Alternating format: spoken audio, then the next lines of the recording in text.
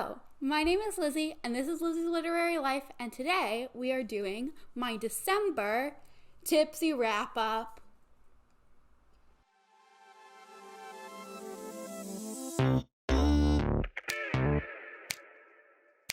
So, I have this, it's New Year's Day, Happy New Year. I have this rosé Prosecco, or Prosecco rosé from last night. I don't love it, but it's okay. It's good. And for Christmas, I got... Okay, so the backstory. Emma Tobias is a booktuber who I thoroughly enjoy. And she has these wine glasses with straws. And I have seen them for years and been jealous of them for years. And I took a screenshot of her drinking from her wine glass in a video, and I sent it to my girlfriend, and I was like, I want this. So I got one. I got two. It was a set of two. So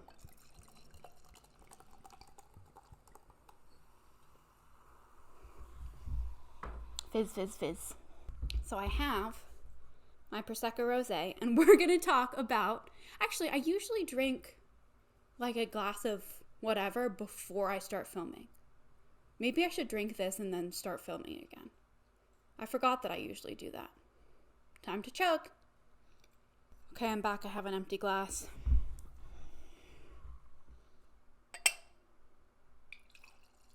Ah! Oh my god. Everything's fine. Everything's fine. I just poured it on myself, not on the couch, so that's good. Let me deal with that. I didn't pour it on pumpkin. I just poured it on myself. And that's fine. I'll just wipe it on my pants. Oh, I scared Pumpkin with that clap. I'm so sorry, Pumpkin. I love you. Okay. Cheers. Cheers to Emma Tobias for bringing this into my life. And also Abby for getting it for me, because I love it so much. I love it so much. It's so silly. Okay, I read 18 books in December, which is a lot for me this year. However, I'm not going to talk about all of them in depth because I'm only going to talk about the ones that were not in vlogs.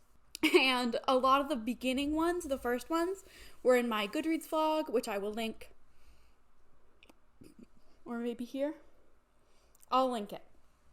And then a lot of the middle ones were in my Christmas 24 and 48 vlog, which I will link. I think it's actually this corner. I will link it over there.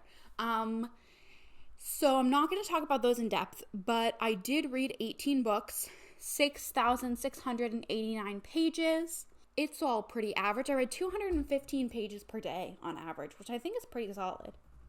Let's get into it. The first book I read in December was Daisy Darker by Alice Feeney. I'm not going to talk about it. You can watch my Goodreads video. Next, I read The It Girl by Ruth Ware. Not going to talk about it. Next, I read Wrong Place, Wrong Time by Gillian McAllister. Not going to talk about it. Next, I read Killers of a Certain Age by Diana Rayburn. I know I'm really intriguing you to watch this video. And then I read Flashback by Shannon Messenger. This is another Keeper of the Lost Cities book because we've got to have one every month. And I don't remember what happened to this one at all. Oh, this is the one with... Okay, actually some juicy stuff happened in this one. Some juicy stuff. It's like, this is book like 7 or something. So it's already like spoiler territory. But this was a good one. This one almost made me cry in the laundromat. This is the one that made me almost cry in the laundromat. I was in the laundromat, I was reading, and I was like, if anything frickin' happens to these baby alicorns, I'm going to murder. And I'm not going to tell you if anything happens to the baby alicorns because that would be a spoiler. But there are baby alicorns. Anyway, that was 4 stars. I liked this one. I liked this one better than some of the previous ones. I thought it was sweet and like good in a lot of places, and like I was really invested.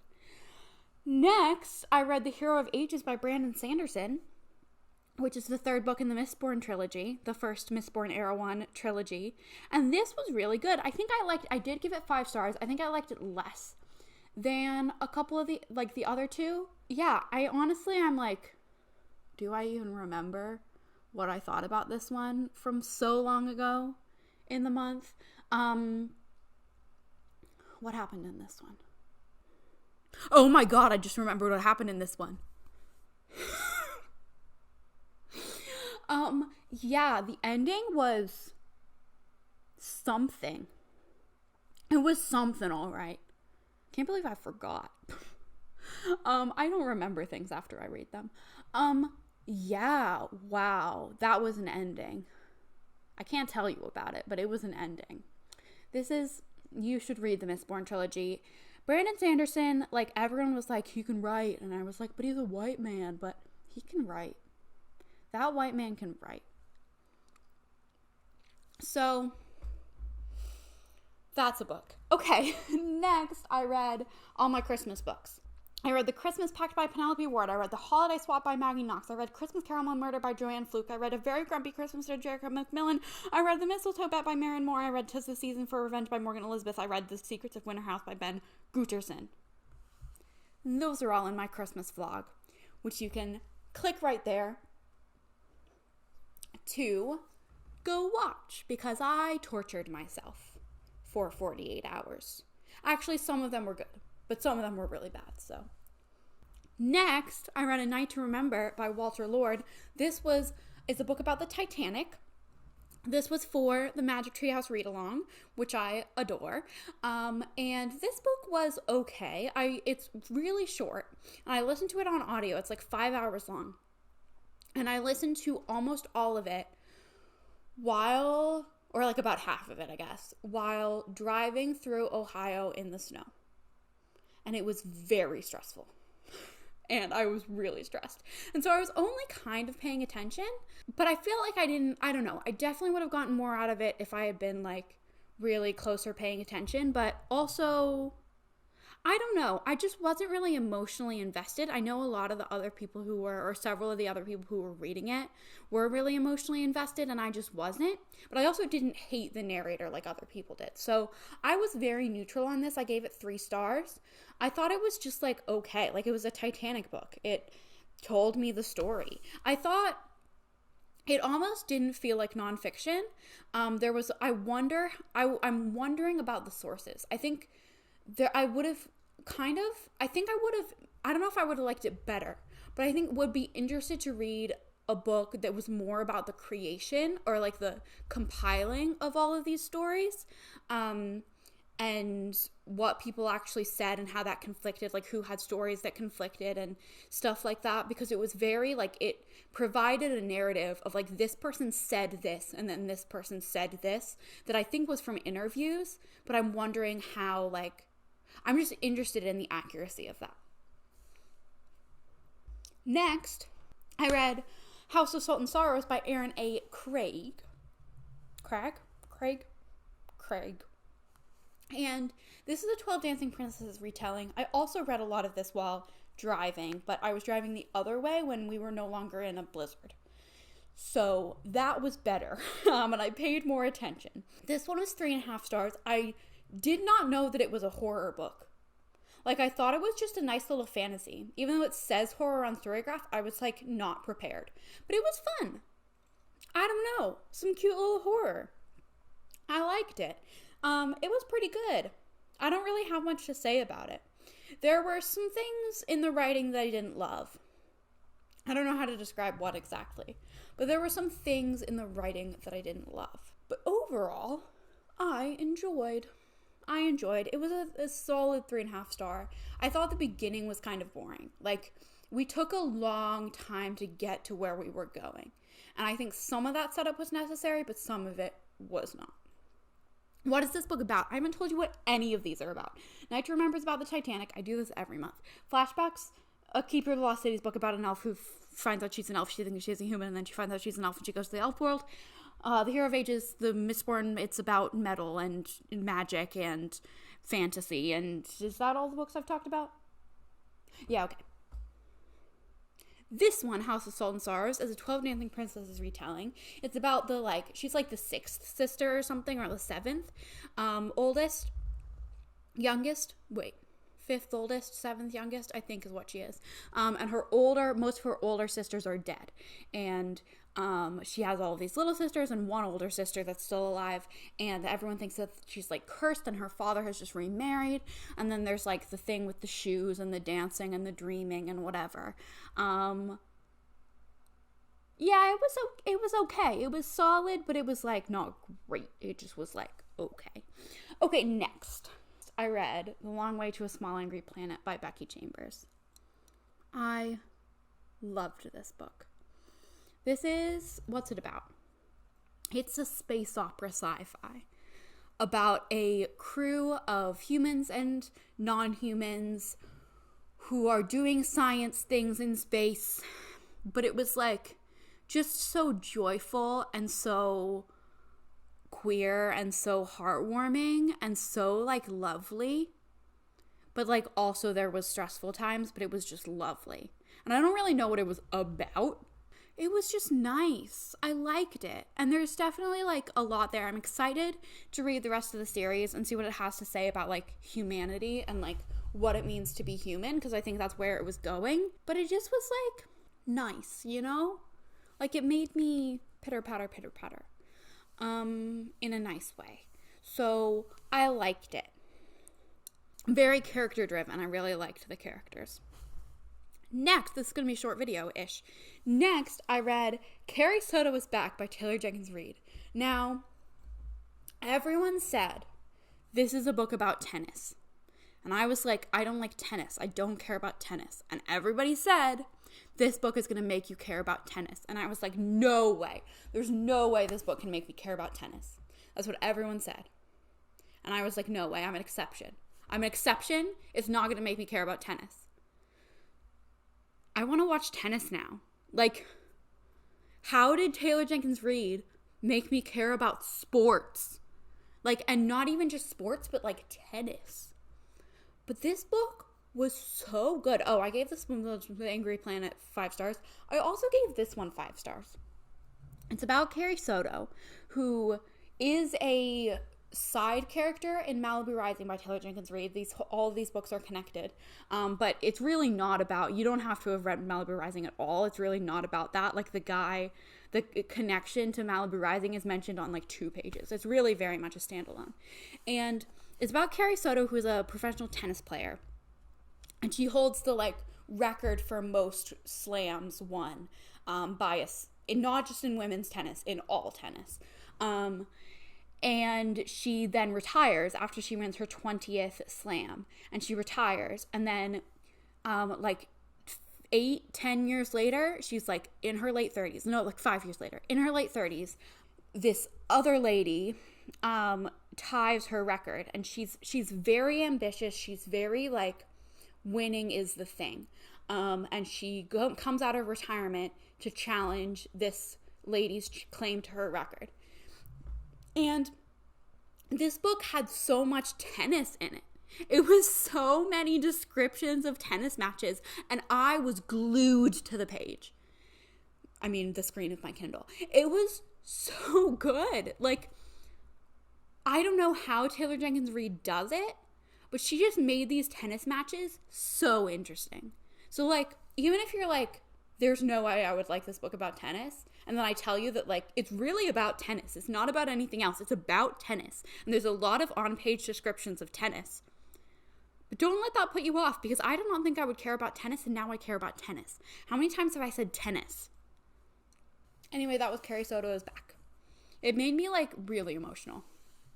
And I really felt for Carrie Soto as a character. It made me think a lot about my own relationship with ballet when I was growing up, which was very different to her relationship with tennis. But I think, like, a lot of the mental struggles were similar. And, yeah, it just made me feel things.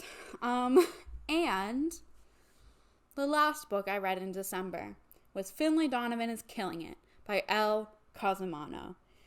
This book is about, I just described it to my parents because I think my mom would like it, because it's very silly, and it's about a mom. And so it's about this mother of two. She has a 2-year-old and a 4-year-old, and she's recently divorced, and she's in a custody battle with her much wealthier ex-husband.